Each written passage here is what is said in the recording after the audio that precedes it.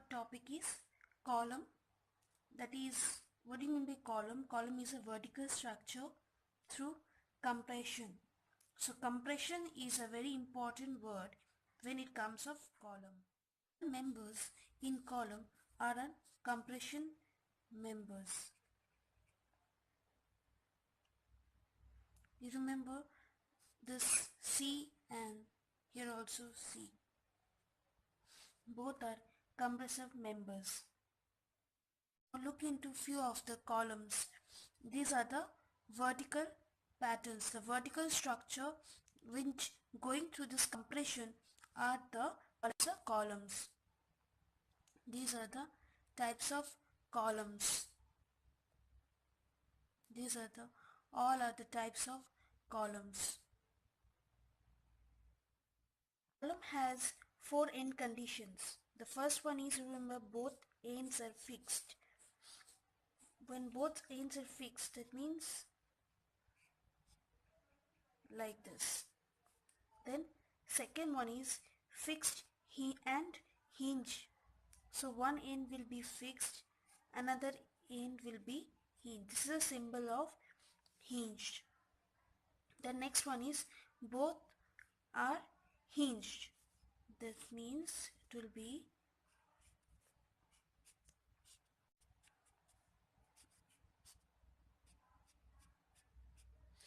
this is a diagram for both the ends are hinged. Next one is a one end is fixed and another end is free. One end is fixed and one other end is kept free. So in this kind of fixed and hinged, what happened? In this, a compressive load will be acting on it. But in case of fixed and free, only one compressive load will be acting from one side.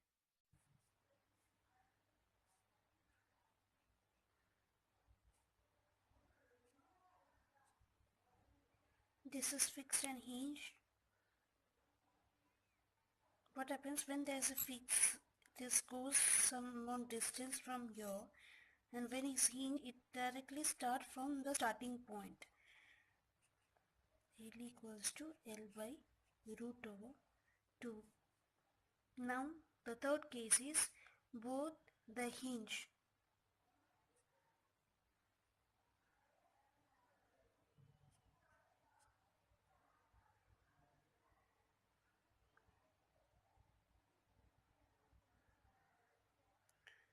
When there is a compressive load from both the side, what will happen? It will be same. And the last one is one end is fixed, another end is kept free. So when there is a compressive load, so it will be coming like this. So L is equal to twice of L. So now these are the, now you see this four end conditions. So you remember the formula, it is Euler's formula, P equals to pi square E I by L E square. This is a general formula. Now this is the first case. What is the first case? Is both the ends are fixed. So when there is a fixed, some amount of deflection, it goes along with the length and then get some deflection along the x-axis. So how we can find the effective length? Effective length becomes that L by 2, that is half of the length of the member. Now what is this is a length. This is a length. So how we can find the effective? It becomes a half of it. So half it is going along with it and the remaining one gets half. Okay. Now next comes the one end is fixed and another end is hinged. So when this is a complicated one, it's a mixture of the fixed and hinged. So what we get is L equals to L by root over 2. Next comes the one end, both the ends are hinged. So when both the ends are hinged, when we say hinged, it directly follows from the point, the elongation from the point. So the effective length is L equals to L. Next come the free, one end fixed, one free. So L equals to twice of L. the length gets twice, because the curvature, if you see, if go along with it, it gets double of the original one. So how you can memorize these terms? So first you remember sequence wise. The first one is both ends are fixed. Then comes the complicated one, fixed and hinged. Then the both ends are hinged. And the last one is a fixed and free.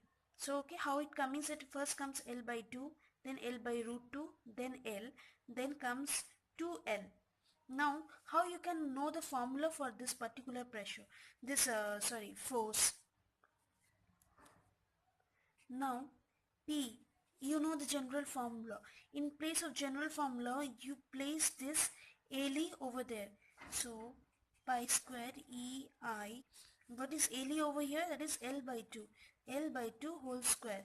If you put whole square, this or 2 square 4. That means you will get as P equals to 4 pi square EI by L square. This is a formula for when both the ends are fixed. Similarly, if you apply this value in this formula, you will get as P equals to 2 pi square EI by L square. Now, you are going to substitute this value in this formula, general equation. Then P equals to pi square EI by L square. Because here LE and L are same. So you will just convert this LE square. Now this one, P equals to, substitute there, P square EI by here 2L. 2L means 4L square. You will get 4L square. Now here you see this. Which one will create the maximum critical load? This one. This is the condition where you will create a maximum critical load. See the formula among all. This one will be, if keeping the EI and L constant. So here we have 4 behind. So this one will be creating a high or maximum critical load. And which one will be creating the least value? See, the denominator we have 4. So this condition, what is this condition? That is one end is fixed, another end is free. So this condition will put the least case. This is a list and there is a maximum. What is this maximum? When one end is a free, both the ends are fixed. When both the ends are fixed. So both the ends are fixed will create the maximum value, and one end is fixed, another end is free, will create that list value.